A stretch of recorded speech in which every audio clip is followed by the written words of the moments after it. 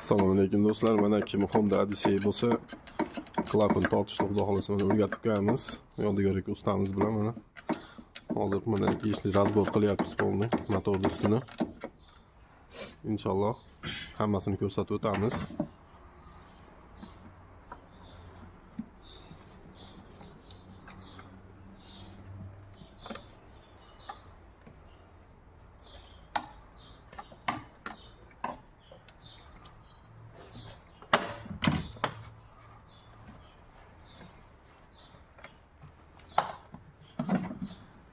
Avvalo bu klapanni yechish uchun avvalo испарительni ochamiz.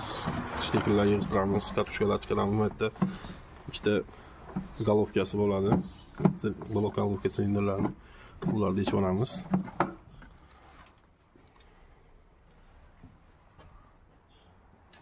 Ish boshlandi.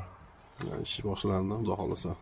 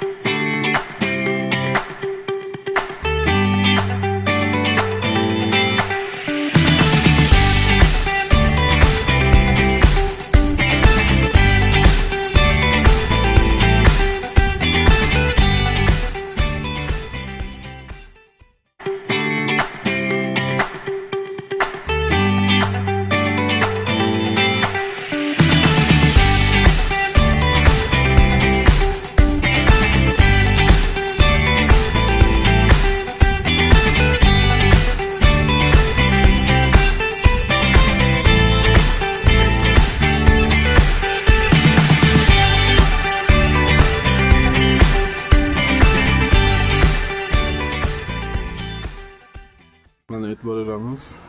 Ba'zi mashinada V6 motorlarda parallelda ketadi. Bir masalan 2 3 4 ketadi, masalan 1 2 3.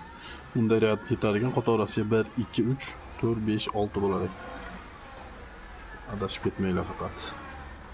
Ko'pchiliklar mana gazli injektor qo'ygan ekan, har xil qilib olgan ekan mana raqamlarini.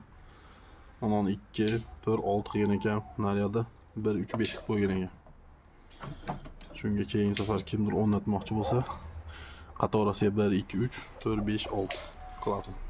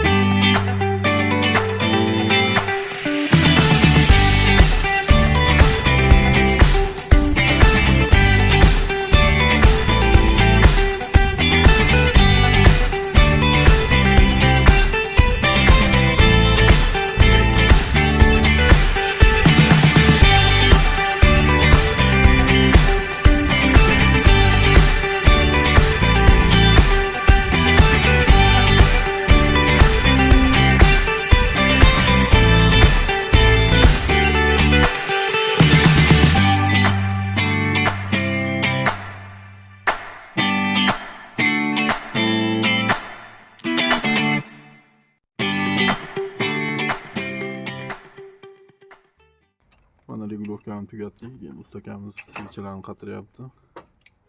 Xudo xohlasa sekin-astalik bilan buni yopishni boshlaymiz. Keyin yondirib, xudo xohlasa ko'rsatamiz sizlarga qanday ishlayotganini.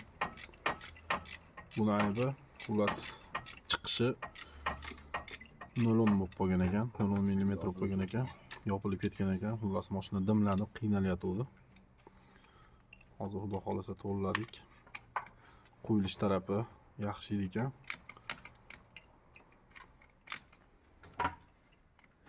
Akamiz bilan hamma bekitib oldik, bagajni hamma bo'ldi. Chiroyli joy-joyiga keltirib oldik. Mana ishlashlariga duo beringlar, xudo xohlasa yaxshi. Inshaalloh yurishi ham yaxshi. Mana shu aka ustamiz. Mana yoqimli xizmatlariga gap yo'q, rahmat bagajga. Katta rahmat berdim. Nima kerak bo'lsa akalar, mana shunaqa inamarkalar bo'lsa kela olasizlar. Akamiz qilib beradi, chiroyli qilib.